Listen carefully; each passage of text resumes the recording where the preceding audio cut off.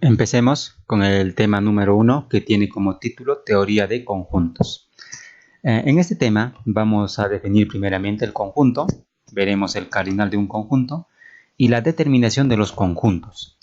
Y la determinación lo vamos a ver de dos maneras diferentes. A una llamada por extensión o forma tabular y la segunda por comprensión o de forma constructiva. Empecemos primeramente definiendo un conjunto. Recuerden que un conjunto es una agrupación, una colección o una reunión de objetos, personas, objetos, ¿no? etc.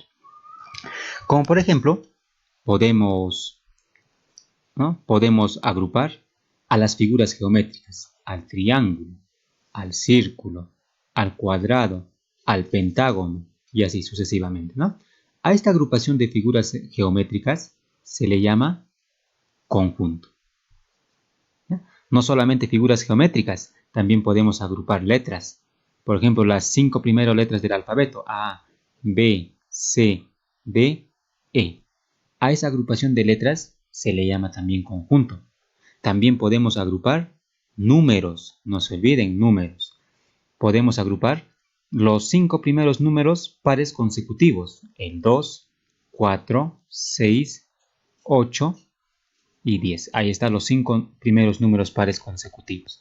Entonces, esta agrupación, ya sea de números, letras o figuras geométricas, se le llama conjunto. También cuando se trabaja los números naturales, por ejemplo, el número natural es un conjunto cuyos elementos son números, que va desde el 0 al más infinito. ¿Sí? También está el conjunto de los números enteros. También está el conjunto de los números racionales, el conjunto de los números reales, y así sucesivamente. Pero fíjense que en estos conjuntos, tanto de los naturales, enteros, racionales y reales, estos elementos no se pueden contar, porque no sabemos cuántos elementos tiene el conjunto A. Lo mismo ocurre con el Z, con el Q y con el R. No podemos contar los elementos. Entonces, aquellos conjuntos que no se pueden contar sus elementos se les llama conjuntos infinitos. Conjuntos infinitos. Mientras que aquellos conjuntos que sí podemos contar los elementos, como en este caso puse 3 ejemplos, a estos conjuntos se les va a llamar conjuntos finitos. Estos son los conjuntos finitos, porque sí podemos contar los elementos. Muy bien. Ahora pasamos al cardinal de un conjunto. Recuerden que el cardinal de un conjunto es el número de elementos o la cantidad de elementos que tiene dicho conjunto. A los conjuntos siempre se les representa con las letras mayúsculas del alfabeto, no se olviden. Entonces, en el primer ejemplo del conjunto de las figuras geométricas, podemos representarle con el conjunto A. El conjunto A, cuyos elementos son figuras geométricas. El triángulo, el círculo, el cuadrilátero y el pentágono.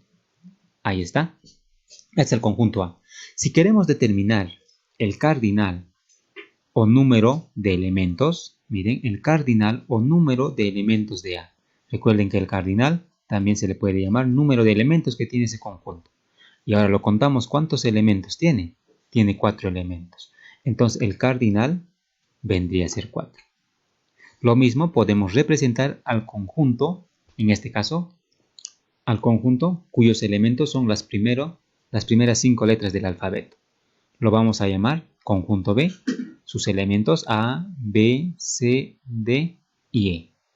Entonces, si queremos determinar el cardinal de A, decimos cardinal, en este caso del conjunto B, es igual al número de elementos que tiene el conjunto B. Y lo vamos a contar ¿cuántos elementos? Tiene 5 elementos. Entonces el cardinal del conjunto B es 5. Lo mismo podemos trabajar con el siguiente conjunto. Lo llamaremos conjunto C, cuyos elementos son los 5 primeros números pares consecutivos. Entonces, si deseamos encontrar el cardinal del conjunto C, es igual al número de elementos del conjunto C, que es igual a 5. De esa manera podemos determinar el cardinal de los conjuntos, pero solamente de conjuntos finitos. No podemos encontrar el cardinal de conjuntos infinitos, porque no podemos contar cuántos elementos tiene, por ejemplo, el conjunto de los números naturales. Entonces no podemos sacar el cardinal, ¿ya? Entonces a estos conjuntos se les puede determinar de dos maneras diferentes. Como ya les había mencionado al principio, vamos a ver primeramente la determinación por extensión o forma tabular. Se dice por extensión, ¿ya?, cuando se enumeran a todos los elementos de ese conjunto. Necesariamente debemos enumerar. Por ejemplo, vamos a enumerar este conjunto de los 5 primeros números pares consecutivos. Si lo enumeramos, vendría a ser 2, vendría a ser 4, 6, 8, 10, a ver, lo aumentamos, 12 y 14. Fíjense que este conjunto A, sus elementos están enumerados, lo podemos visualizar a sus elementos, lo podemos ver. Y cuando se ve a los elementos, se dice que este conjunto está denotado por extensión. Ahora vamos a llevar este mismo conjunto A una forma, pero por comprensión o forma constructiva. ¿Cómo vendría a ser la forma por comprensión? Vendría a ser de esta forma. El conjunto A, cuyos elementos son los X, tal que X debe pertenecer. A ver, fíjense los números, son números naturales y a la vez son números enteros. Entonces podemos decir que X pertenezca a los enteros, con la condición de que 2 sea menor o igual a X menor o igual a 14. La otra condición de que X es par, X sea par. Y si contamos cuántos elementos de 2 a 14, ¿no?, son pares hay, vamos a encontrar estos mismos elementos. A eso se le llama la determinación por comprensión. Ahora finalmente vamos a ver dos ejemplos. En el ejemplo número 1 dice, sea el conjunto B. Determine por extensión el conjunto B. Vamos a determinar por extensión. Lo que nos está dando por esta parte es una determinación por comprensión. Está por comprensión. Por comprensión. Es lo que nosotros vamos a hacer, es llevar a este mismo conjunto a una notación por extensión. Entonces, ¿cuál es el primer paso? Miren, el primer paso es determinar todos los posibles valores de X. Todos los posibles valores de X. De aquí es lo que vamos a obtener los valores de X. X tomará, el 1 no toma porque es abierto, a partir del 2. Pero ¿cómo debe ser X? Natural, porque X pertenece a los naturales. Está el 2, está el 3 y está el 4. Esos son todos los posibles valores de X. El segundo paso es determinar el conjunto B. El segundo paso es determinar el conjunto B. En este caso decimos, el conjunto B, ¿no?, el conjunto B tiene elementos de esta forma. Fíjense, de esta forma. X más 3 entre 2. Esta es la forma que va a tener esos elementos. Entonces decimos, para X, primeramente 2, vendría a ser 2 más 3 entre 2. Para X3, vendría a ser 3 más 3 entre 2. Para X4, vendría a ser 4 más 3 entre 2. ¿Sí? Entonces, los elementos del conjunto B vendría a ser 5 medios, 6 medios y 7 medios. Ahí está el conjunto B denotado por extensión. Ahí está, por extensión.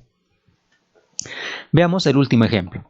En el último ejemplo también nos está dando un conjunto A, pero este conjunto A está por comprensión. Este conjunto A está por comprensión. Y lo que vamos a hacer es llevarlo primeramente a una notación por extensión y luego sumar los elementos, porque nos pide la suma de elementos que tiene el conjunto A. En este caso, vamos a considerar como primer paso, determinar todos los posibles valores de X. Y los posibles valores de x lo vamos a encontrar con la condición que está después del slash. Mire, x toma menos 3, todos los posibles valores de x, ¿no? Menos 2, menos 1, está el 0, 1, 2, 3 y 4. Pero ¿cómo debe ser x? Fíjense por esta parte, x debe ser un número natural. Entonces todos los números negativos lo vamos a borrar, porque números negativos no son naturales. De ahí podemos encontrar recién los verdaderos valores de x. 0, 1, 2, 3 y 4. Esos son los valores de x. El segundo paso es determinar ya el conjunto A. El conjunto A. Pero el conjunto A, ¿qué forma tiene? La forma del conjunto A está antes del slash. La forma de los elementos es y más 2 entre 3. En este caso, x, ¿no? X más 2 entre 3. Y lo vamos a sumar. Cuando x vale 0, vendría a ser 2 tercios. O sea, 0 más 2 entre 3. Cuando x vale 1, vendría a ser 1 más 2 entre 3. Cuando x vale 2, 2 más 2 entre 3. Cuando x vale 3, 3 más 2 entre 3. Y cuando x vale 4, 4 más 2 entre 3. Ahí encontramos el conjunto A. 0 más 2, 2 entre 3 es 2 tercios. 1 más 2 es 3, 3 tercios. 2 más 2 es 4, 4 tercios.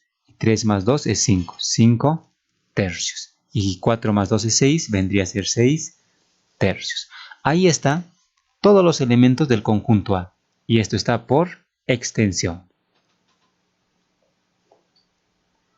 Fíjense, está por extensión. Por lo tanto, lo que pide calcular es la suma de esos elementos. Por lo tanto, pide la suma de los elementos.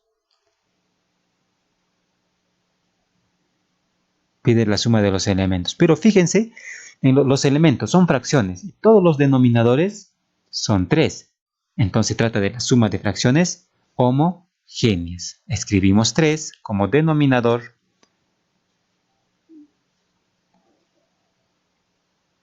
Escribimos 3 como denominador y los numeradores los sumamos. 2 más 3 es 5, 5 más 4 es 9, 9 más 5 es 14 y 14 más 6 es 20.